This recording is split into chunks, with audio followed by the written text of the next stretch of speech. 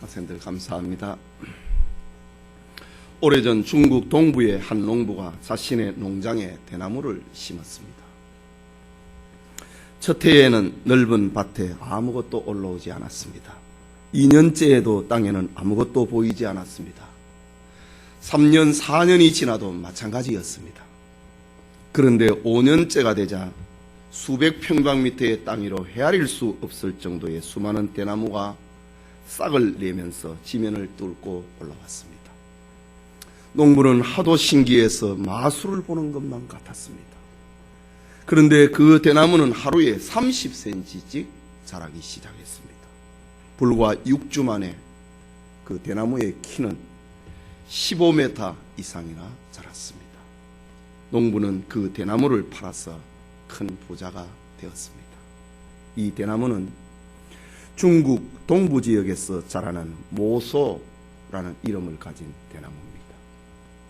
모소 대나무는 4년 동안 땅 속에서 뿌리를 내리고 있다가 5년 차에 수십 메타나 자라는, 그리고 엄청난 상품 가치를 만들어내는 대나무입니다. 여러분, 우리 사람에게도 눈에 보이지 않는 속사람과 눈에 보이는 그 사람으로 구분할 수 있습니다. 건강한 사람이 되려면 모소 대나무처럼 그 사람이 자라나는 것보다 속사람이 먼저 튼튼하게 자라야 됩니다. 속사람이 강건하게 되면 필연적으로 그 사람은 보람되고 윤택하고 의미가 있고 가치가 있는 삶을 살게 되는 것입니다. 사도 바울은 지금 그리스도의 죽으심과 부활을 전했다고 하는 죄목으로 로마 감옥에 수감되어 있습니다. 그의 생명과 안전을 보장받을 수 없는 곳에서 잊어버리거나 잊어버릴 수 없는 사연들을 생각합니다. 잊을 수 없는 성도들이 그의 마음에 떠올라오릅니다. 잊을 수 없는 교회들이 그의 가슴에 벅차오릅니다. 그들을 위하여서 바울이 할 수 있는 최선의 방법은 옥중에서 기도하는 것이었습니다. 옥중에서 올리는 바울의 기도는 간절했고 뜨거웠습니다.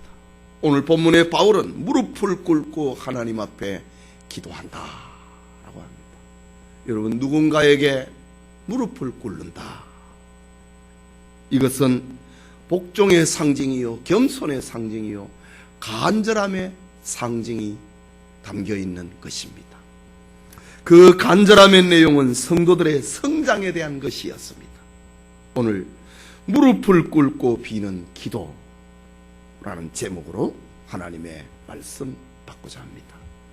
말씀을 받는 우리 모두에게 하나님의 은혜 주심이 있기를 소원합니다.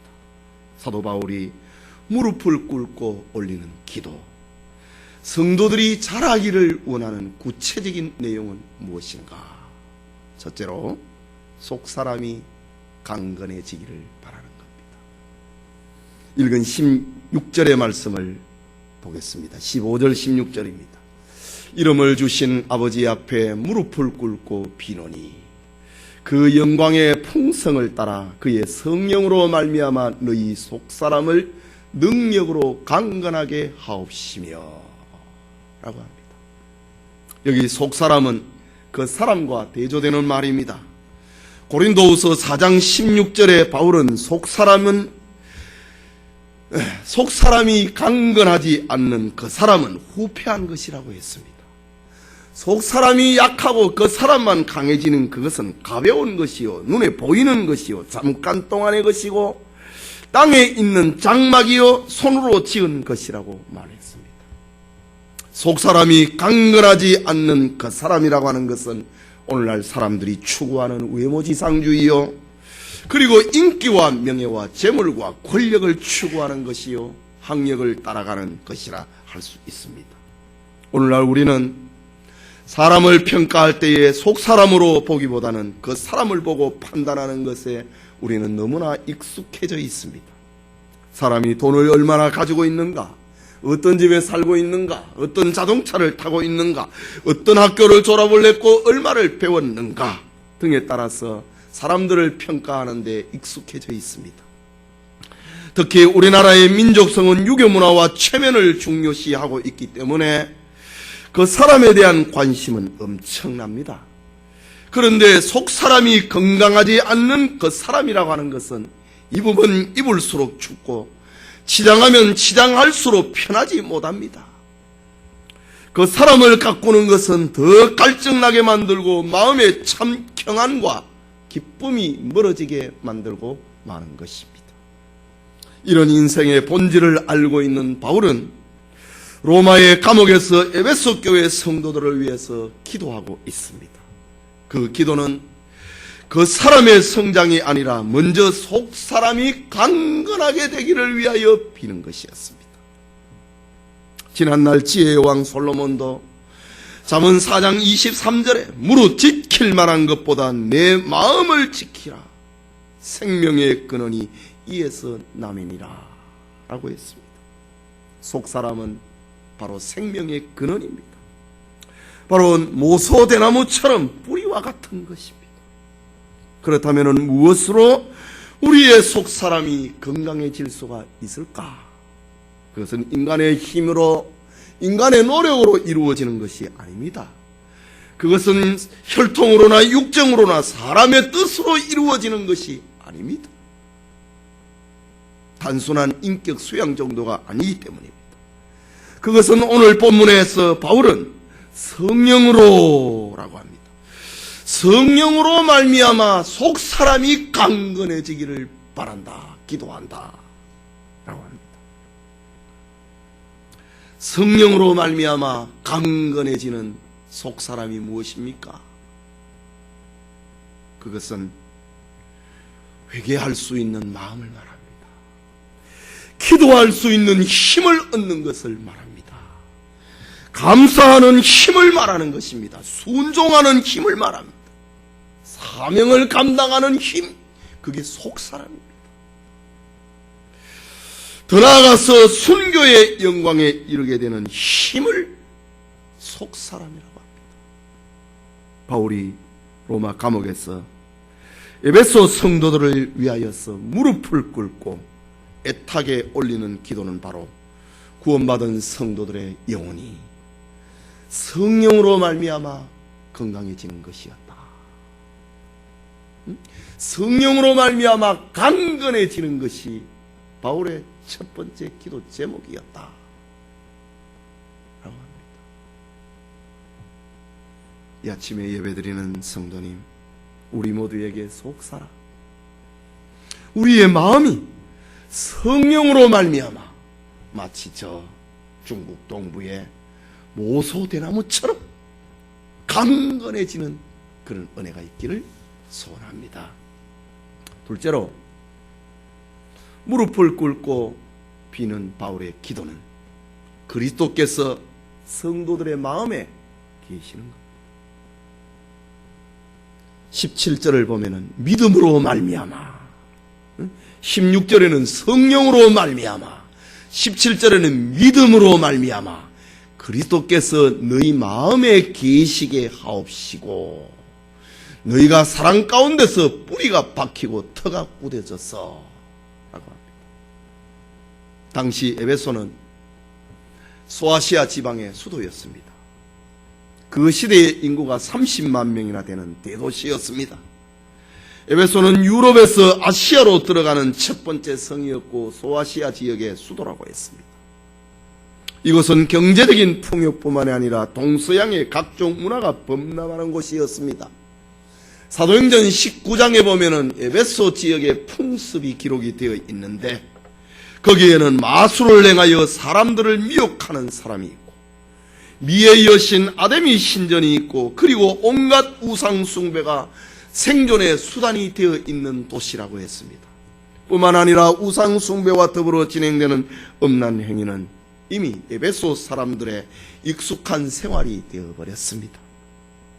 이런 도시에서 살아가고 있는 에베소 교회 성도들이 세상에 섞이지 아니하고 세상의 파도에 휩쓸리지 않는 길은 마음에 그리스도를 모시고 사는 것입니다. 그리스도를 마음에 모시고 사는 사람을 믿음으로 라고 합니다. 믿음으로 사는 것입니다. 그래서 오늘 본문에 믿음으로 말미암아 그리스도께서 너희 마음에 계시게 하옵시고. 어떻게 사느냐 이지. 믿음으로 사는 겁니다. 현실을 따라가느냐? 아니, 믿음으로 사는 것입니다. 그 사람의 부요를 위한 것이냐? 아니, 믿음으로 사는 것입니다. 에베소의 풍속에 젖어들 것이냐? 아니, 믿음으로 사는 것입니다. 믿음으로 그리스도께서 너희 마음에 계시기를 위해서 내가 기도한다. 우리 마음에 누가 있느냐? 우리 마음에 무엇이 있느냐? 이것은 너무나도 소중합니다. 우리 마음에 누가 있고 그 계신 그것이 얼마만큼의 분량을 차지하고 있느냐? 종교개혁자 마르틴 루터는 그리스도인의 삶은 주님을 마음에 모시고 주님이 주인이 되셔서 주님의 인도와 보호를 믿으며 모든 마귀와 시험을 이겨나가는 것이다. 루터는 그리스도의 삶을 이렇게 표현했습니다. 마음에 그리스도를 모시고 주님이 주인이 되시고 주인입니다. 내 삶의 주님이 5% 10%밖에 차지하지 않으면 그걸 어떻게 주인이라고 할 수 있습니까? 그건 내 머슴이지. 내 뒤치다거리 하는 거지. 루터는 그리스도인의 삶은 그리스도가 내 마음에 모시고 그리스도가 내 마음의 주인이 되고 주님의 인도와 보호를 믿으며 모든 마귀와 시험을 이겨나가는 거라 라고 말했습니다. 1828년에 제정 러시아에서 못생긴 한 소년아이가 태어났습니다. 소년은 자라면서 자신의 용모 때문에 열등의식에서 벗어날 수가 없었습니다. 그러나 그는 자기의 중요한 것은 내면이 아니라 신념이라고 하는 그것을 부모로부터 교육을 받으면서 인생을 개척을 하며 도전을 하며 불후의 명작을 남기는 작가가 됩니다. 그가 바로 부활과 전쟁과 평화라고 하는 작품을 쓴 레오 톨스토이입니다. 그가 인생 말년에 이렇게 고백합니다. 그리스도의 말씀이 내 마음에 들어온 순간부터 내 삶은 변화되었다. 이전에 내가 바라던 것을 바라지 않게 되었고 이전에 나의 눈에 선으로 보이던 것이 이제는 악으로 보였고 악으로 보였던 것이 선으로 보였다. 톨스토이의 말년에 그의 고백입니다. 그리스도의 말씀이 내 안에 들어오는 순간 내 삶은 변화됐다고 합니다. 여러분, 변화됐다. 이전에 내가 바라던 것을 바라지 않게 되었고 이전에 내가 내 눈으로 선으로 생각을 하고 그거를 추구했던 것이 그게 미워 보였고 전에는 보잘것없는 그것이 나에게는 이제 선으로 보였다 라는 말을 남겼습니다. 이처럼 그리스도께서 마음에 계시는 삶이라는 것은 그리스도가 우리 마음의 중심이 되는 것입니다. 그리스도가 우리 마음의 주인이 되는 것입니다. 그리스도가 나의 구주 되심을 고백하는 것입니다. 그것이 바로 믿음으로 사는 삶입니다. 예배드리는 우리 SFC 친구들 그리고 우리 성도님, 사람의 마음의 중심에 누군가를 생각을 하면은 그 삶은 마음에 있는 분을 중심으로 계획하고 행동하게 되어 있습니다. 여러분의 마음의 중심에는 누가 있습니까? 무엇을 중요하게 여기고 무엇을 중심으로 무엇을 고백하고 살아갑니까? 자식입니까? 아내입니까? 남편입니까? 직장입니까? 돈입니까? 명예입니까? 아니면은 그리스도입니까? 에베소 성도들을 위한 바울의 무릎을 꿇고 올리는 기도는 그리스도가 마음에 계시기를 원하는 것입니다. 여러분도 마음 중심의 믿음으로 말미암아 그리스도가 계시는 성숙한 성도가 되시기를 소원합니다. 우리 마음에 주님이 계셔야 된다. 마지막으로 바울이 무릎을 꿇고 올리는 기도는 하나님의 사랑이 충만해지는 겁니다. 본문 17절에서 19절까지 말씀인데 우리 같이 읽읍시다.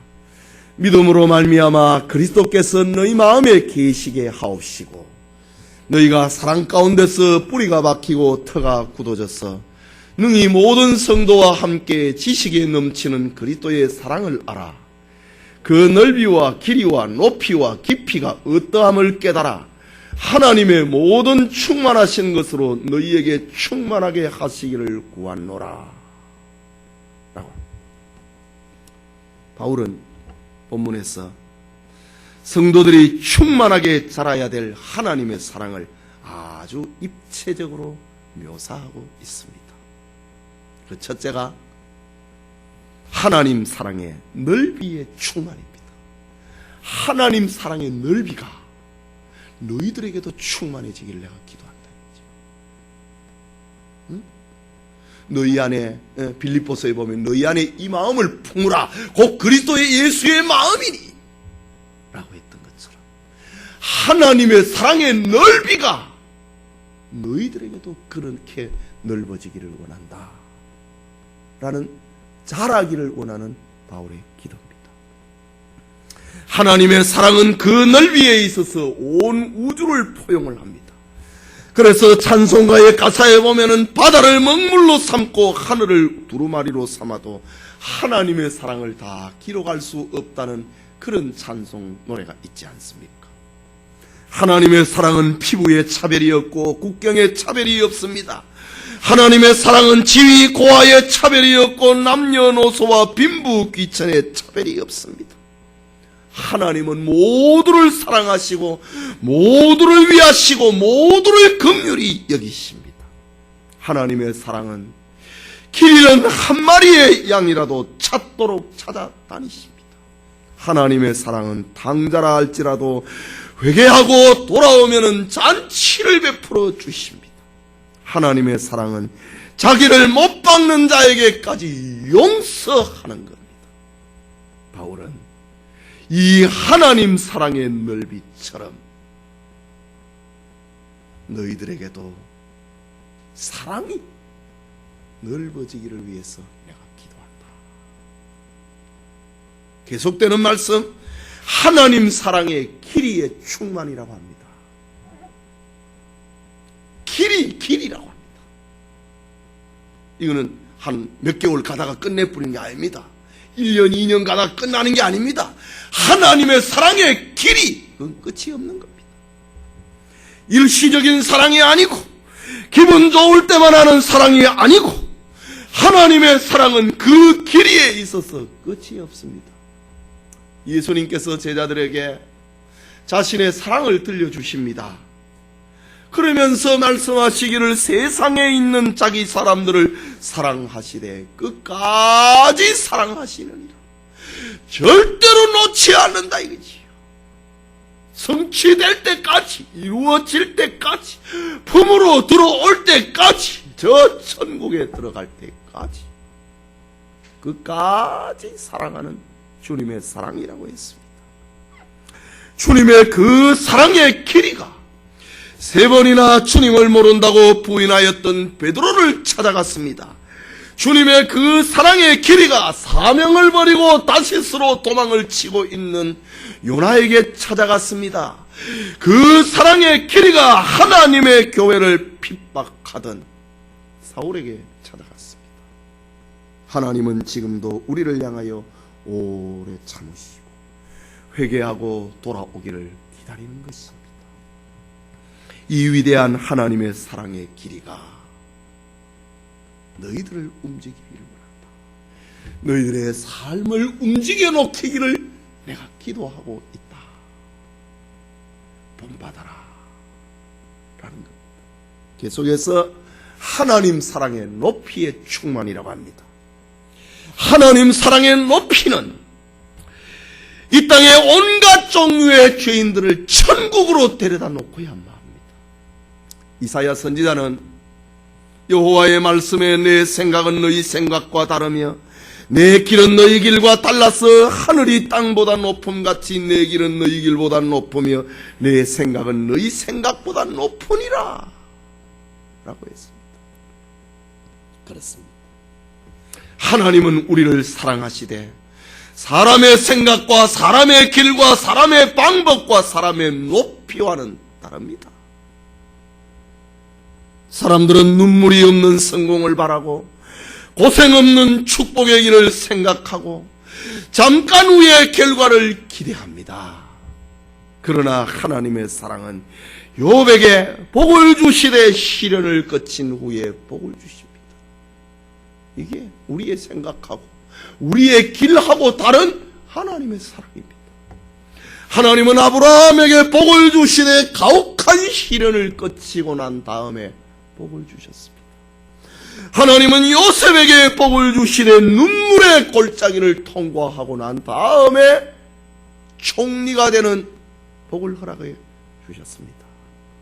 이것이 하나님 사랑의 높이입니다. 이 하나님의 사랑, 우리가 감히 높이를 잴 수 없는 그 하나님의 사랑이 우리가 판단하고 좀 틀렸다. 그런 사람이라 할지라도 하나님은 그를 구원해냅니다. 바울은 에베소 교회 성도들에게 이런 하나님의 사랑의 높이가 너희에게도 전달되기를, 너희에게도 자라기를, 너희에게도 넘쳐나기를, 충만하기를 위해서 내가 무릎 꿇고 기도하고 있다 라고 합니다. 바울이 들려주고 있는 입체적인 하나님의 사랑, 마지막 하나 더, 사랑의 깊이의 충만입니다. 하나님 사랑의 깊이가 무엇입니까? 그것은 지옥의 길을 걷고 있는 인간을 구원해내는 사랑입니다. 지옥에까지 내려왔어라도 하나님은 우리를 건져냅니다. 지옥같이 살아가고 있는 우리의 부패한 심성을 하나님이 우리를 건져냅니다. 그 하나님 사랑의 깊이입니다. 예수님이 말씀하시기를 인자에 온 것은 잃어버린 자를 찾아 구원하려 함이니라고 했습니다. 하나님은 이 일을 위하여 자신의 독생자를 세상에 주셨습니다. 하나님의 독생자 예수 그리스도는 우리를 구원하기 위하여 하늘의 보좌를 버리고 이 땅에 오셨습니다. 하나님의 사랑은 말구유에까지 내려가시고 십자가에 죽기까지 내려가시고 엘리 엘리 라마 사박다니 어찌하여 나의 하나님 어찌하여 나를 버리셨나이까 라는 데까지 내려가셨습니다. 지옥의 고통까지 감내하셨던 것입니다. 세계를 흔들었던 18세기의 영웅 나폴레옹은 19세기죠. 내 사전에는 불가능이라는 것이 없다라는 유명한 단어를 남겼습니다. 우리 학생들, 내 사전에는 불가능한 것이 없다. 책상에 이렇게 나폴레옹을 본받아서 써놓기도 했잖아요. 그러던 그가 말년에 자신의 뜻을 이루지 못하고 세인트 헬레나 섬에 유배되어 쓸쓸하게 노년을 보냅니다. 그러면서 그의 회고록에 이렇게 남깁니다. 예수는 십자가에서 운명할 때에 몇몇 사람의 통곡이 있었을 뿐이었지만 2000년이 지나오는 동안에 그를 위하여 목숨을 내어놓는 이는 어찌 그리 많은가? 그 원인이 어디에 있었는가? 나는 칼로 세계를 다스리려고 했으나 그리스도는 사랑으로 다스렸기 때문이다 라는 말을 남겼습니다. 하나님의 사랑의 깊이, 이렇게 위대하다고 하는 말입니다. 바울은 에베소 성도를 위해서 이 위대한 하나님의 사랑의 깊이를 깨닫고 그것이 풍성해지기를 내가 무릎을 꿇고 기도한다 라고 오늘 성경에 기록하고 있습니다. 예배드리는 성도 여러분, 어떤 교회의 목사님이 교회가 평안하여 목회가 잘 되어가고 있었습니다. 낙심한 교인들이 힘을 얻고 게을렀던 교인들이 열심을 내고 봉사하는 교인들은 기쁨이 충만하고 믿는 자의 숫자는 점점 늘어났습니다. 그런데 그 목사님의 교회에는 중병이 걸려서 오랫동안 출석하지 못한 한 젊은 자매가 있었습니다. 그 자매는 결국 하나님의 부름을 받아서 세상을 떠났습니다. 그 자매는 오랜 투병 생활을 했지만은 소망을 잃지 않았고 많은 믿는 사람들의 본이 되었습니다. 장례식을 마치고 난 다음에 딸의 어머니가 딸이 남긴 유품이라고 딸아이가 읽던 성경책과 조그마한 수첩 하나를 가지고 목사님께 가지고 왔습니다. 성경책에는 읽었고 암송했고 기억하려고 몸부림했던 그런 흔적들이 자욱했고 그 수첩에는 매일매일 그 자녀가 기도했던 내용들이 일기처럼 빼곡하게 써져 있는 거였습니다. 그 일기의 내용을 보니까 매일같이 목사님을 위해서, 장로님을 위해서, 교회의 집사와 권사님들을 위해서 모든 교우들의 이름이 거기에 빽빽하게 매일같이 써져 있는 겁니다. 목사님은 그때야 알게 됐습니다. 교회의 평안과 목양의 기쁨은 열심히 하나님 앞에 기도를 하였던 그 자매가 올린 기도의 힘이었다고 하는 것을 알게 되었습니다. 오늘 성경에서 바울은 에베소 교회 성도들을 위해서 무릎을 꿇고 기도하고 있습니다. 우리가 살고 있는 오늘의 시대와 사회를 보면서 여러분은 무엇을 느끼고 있습니까? 마치 깨어진 항아리 같은 느낌이 들지 않습니까? 항아리에 깨어진 조각들이 서로 보자기에 사져 있는데 깨어진 조각들이 보자기에 사져 있으니까 서로 찌르고 서로 괴롭히고 있는 것 같지 않습니까? 가정이라고 하는 공동체의 항아리, 이웃이라고 하는 공동체의 항아리 파편 조각이 서로를 찌르고 괴롭히고 있는 겁니다. 이렇게 중병을 앓고 있는 이 시대와 사회에 교회가 제시할 수 있는 복된 소식은 무엇이겠습니까? 그것은 복음으로 성도들이 자라서 성숙한 그리스도인이 되는 겁니다. 서로를 찔르는데 누가 그걸 치료할 수 있겠네요. 성숙한 그리스도인이 되는 겁니다. 이 목적을 위하여서 영감의 사도 바울은 성도들의 속사람이 강건해지기를 위해 기도하는 것입니다. 마음에 그리스도가 중심이 되는 임마누엘의 은총을 위해 기도하는 겁니다. 그리고 하나님 사랑의 넓이와 길이와 높이와 깊이를 깨닫기 위해 기도하는 것입니다.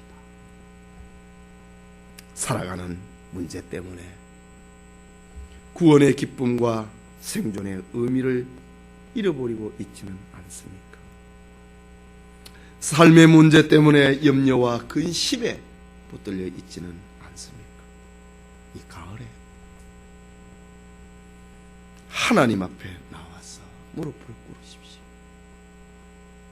내 영혼에 참된 위안이 생길 때까지 울면서 가슴을 치며 기도하십시오. 우리는 반드시 성령으로 말미암아 우리의 속사람이 강건해져야 됩니다. 그리스도를 마음에 모시고 믿음으로 살아야 됩니다. 그리고 하나님 사랑의 충만함이 우리의 삶의 근원이 되어야 하는 것입니다. 저 에베소 교회의 성장을 위한 바울의 기도가 우리에게도 충만하게 이루어지기를 소원합니다.